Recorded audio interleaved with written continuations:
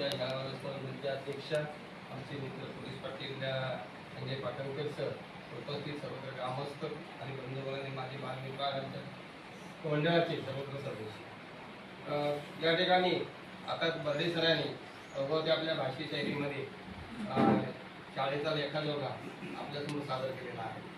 नांदगाव राजापूर संमेश्वर उत्कर्ष मंडळ हे जवळजवळ अविरतपणे चालणारे 35 वर्ष खेड्यातील गोर गरीब विद्यार्थ्यांच्या चेहऱ्यावर हास्य फुलवणारं अशा प्रकारचं हे मंडळ आहे.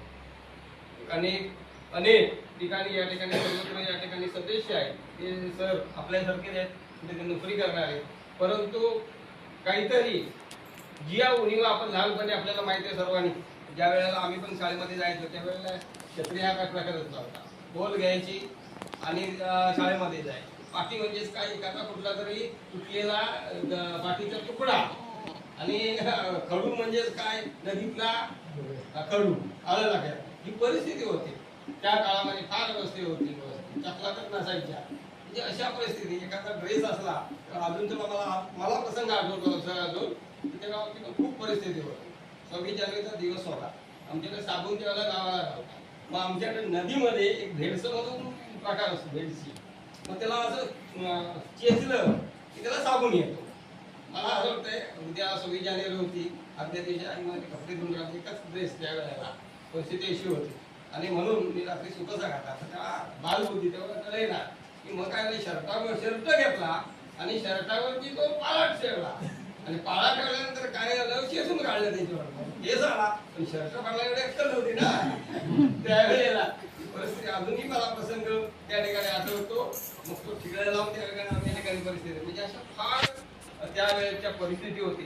परंतु हा वेदना आहे सगळ्या जे मंडळाचे सदस्य असतील की जाणीव आहे. जेव्हा प्रत्येक कुठल्याही व्यक्तीचं जीवन उत्कर्ष ज्या वेळेला होतो की पहिल्यांदा जाणीव व्हावी लागते. जेव्हा जाणीव निर्माण होते तेव्हा आपला उत्कर्ष झालेलाच असतो. म्हणजे अशा प्रकारची खेड्यातील गोरगरीब शेतकऱ्यांच्या वेदना काय असतात ह्या जवळून पाहिलेल्या आहेत, आणि म्हणूनच या ठिकाणी या मंडळाचे सर्व खांद्यावर हे आपल्या राज्याचे मधुकर पवार सर हे आमचे मित्र आहेत. मी त्यांच्या आपल्या सभासाठी आमचे मित्र, मी भेंटा येत असताना शंकर सुर्वे यांच्या समोर या मंडळाची जी ओळख झाली, तिथपासून आम्ही आपल्या त्यांच्या ताफ्यामध्ये नंतर वाळूत रगडल्यावर एखादा कण तरी लागावा या भूमिकेने आम्ही त्यांच्या तोडवळतो असतो आणि आपल्याला कार्यक्रम करतो. त्या ठिकाणी आता हे विवली गावचे आहे.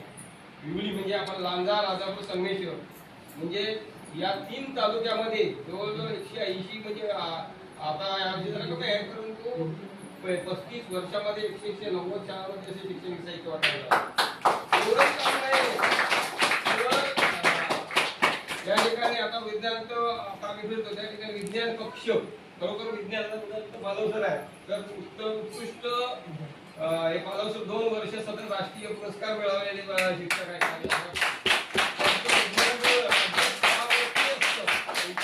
विद्यार्थी सुद्धा या ठिकाणी राज्य स्तरावरती असतो दरवर्षी, सतत 2-3 वर्ष सतत आहेत. ही शाळेचा उत्कर्ष म्हणजे सर्व तिन्ही शाळेचा उत्कर्ष जवाहर नवोदय विद्यालयामध्ये सतत दरवर्षी 2-3 विद्यार्थी असतात. MTS BDS या परीक्षेमध्ये अनेक प्रकारचे गुणवंत विद्यार्थी असतात.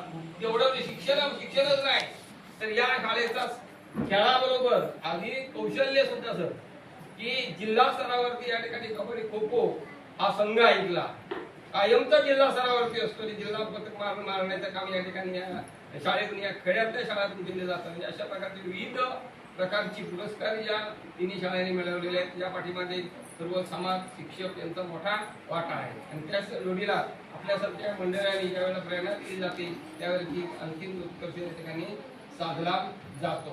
तर अशा प्रकारे बाळगोपाळाने हे सांगायचं आहे की समाजाप्रती असणारी आपली जाणीव ही जर आपण या ठिकाणी देणारं आपले जे शैक्षणिक साहित्य आहे ते आपल्याला छोटंसं अल्पसं असलं तरी पण एवढ्या तमाम या विद्यार्थ्यांपर्यंत पोहोचणं या दिवसातून ही सामान्य गोष्ट नाही, आलं लक्षात. आणि त्याच्यामध्ये मदतीच्या जेव्हा शबासकीचा हात आपल्या पाठीवरती करतो, आणि आता सर म्हणाले, सुरेश भट यांची कविता आहे, फक्त तुम्ही लढ म्हणा. लढ म्हणा म्हणजे लढ मानायची ही जी प्रेरणा आहे तीच तुम्हाला यशाकडे नेऊन जाते. आणि मला पण एवढंच तुम्हाला सांगायचं, या ठिकाणी विविध स्पर्धामध्ये भाग घ्या, आणि विविध या ठिकाणी विविध स्पर्धेमध्ये कुठलंही काम असू दे, मग ती अगदी शिक्षणाबरोबर आपल्या घरातले संस्कार असतील, पाणी असतील, आई वडिलांची सेवा असतील, हे करत करत आपण शिक्षण प्रगतीचा आलेख पुढे उंचावायला पाहिजे. त्याला जीवन कौशल्य असं म्हणतात. शिक्षणाबरोबर जीवन कौशल्याशी आत्मसात करा आणि तुम्ही त्या ठिकाणी सर्वांनी प्रगती करा. तुमच्या प्रगतीच्या प्रकारे ज्या काही अडचणी असतील, शैक्षणिक काही अडचणी असतील, नक्कीच या मंडळाकडे तुम्ही सांगू शकता आणि त्या ठिकाणी आपली प्रगती सांगण्यासाठी आपण तुम्ही आम्ही सर्वांनी मिळून या प्रगतीचा आलेख उंचावण्यासाठी गोरगरिबांच्या शेतकऱ्यांच्या मुलांच्या चेहऱ्यावरचे हास्य करा, परमेश्वर मानून आपण सेवा करीत राहूया एवढंच ईश्वरची प्रार्थना करतो आणि सर्वांनी या ठिकाणी आपण संघटित राहूया. धन्यवाद.